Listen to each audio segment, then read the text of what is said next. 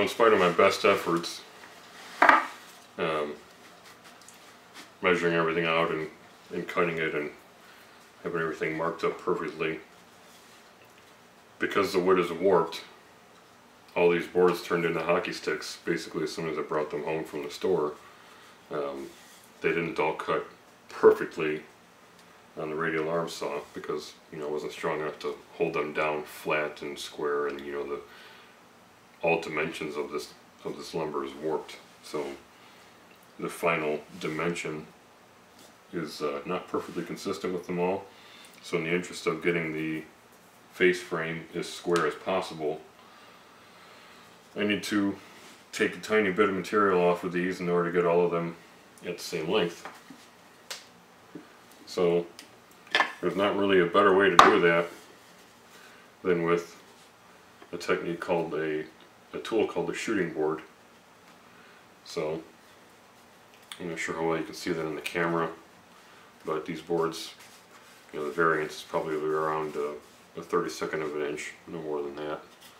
But we need to get them as close as possible. The bottom is perfectly flush, and the top, you know, there's some variance there. So a shooting board is a phenomenal method of not only just taking a hair off of a piece of material, but also the result is a very, very straight and square cut. So this is we're working on a low Roman style workbench. So it's designed after a drawing or a painting of a carpenter's workbench that came out of ancient Rome. I've got a couple of dogs in here, bench dogs, that will hold this shooting plane straight while I'm applying force of the plane against it. The shooting board I made based on a design by Rob Cosman, C-O-S-M-A-N. He's got a YouTube channel, does phenomenal woodworking videos. His results are like second to none. His dovetail cutting videos and stuff like that, and cutting tenons. His content's really incredible. So this shooting board, the design is outlined on his website, but it's really pretty simple.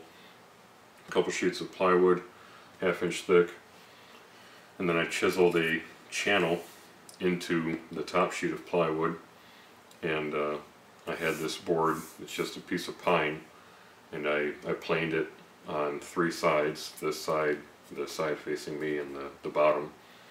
Planed it square as best as I could, and the groove that I chiseled, it's a very, very tight fit.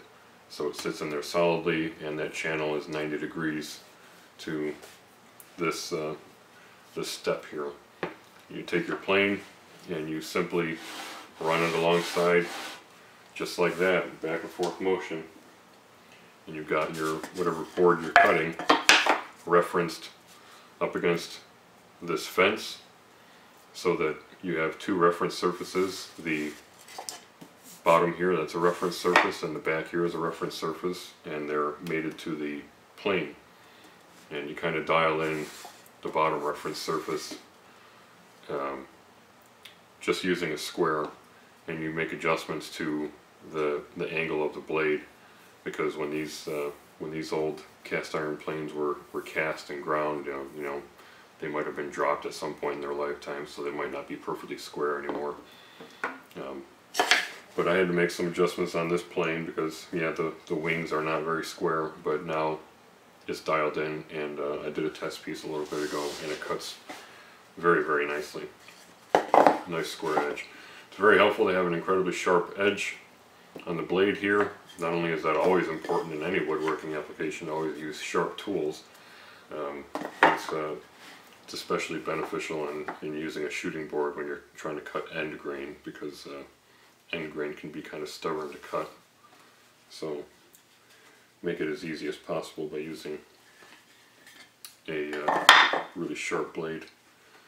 So I'm sorting our boards here to find which ones match. So it looks like these 2 are good to go.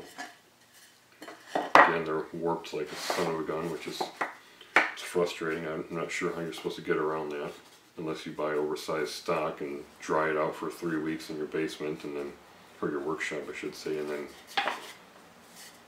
use a thickness planer, which is a $500 tool I don't have,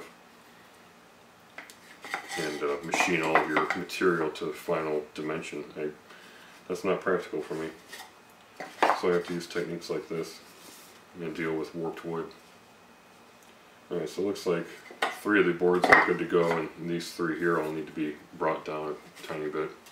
So those 3 boards are my patients, and these are sort of my references. So we're just going to take a little bit of material off either end, and principle is really simple. You have your plane referenced solidly up against that step, and then you just gently push your workpiece up against the blade, or up against the sole, the front sole of the plane, in front of the blade. So my blade is already sticking out. Like I said, I already did a test piece here.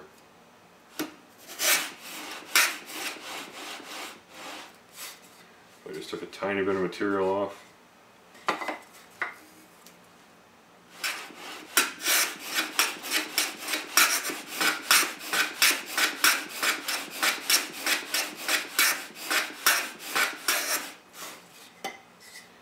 And we'll reference that with our other guys here.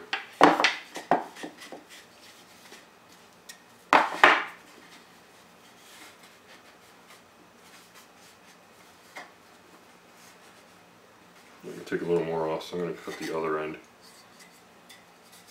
So that left a really nice finish. It's actually almost a little bit reflective in the when I look at it in the light. So we'll go ahead and take a little material off of this end.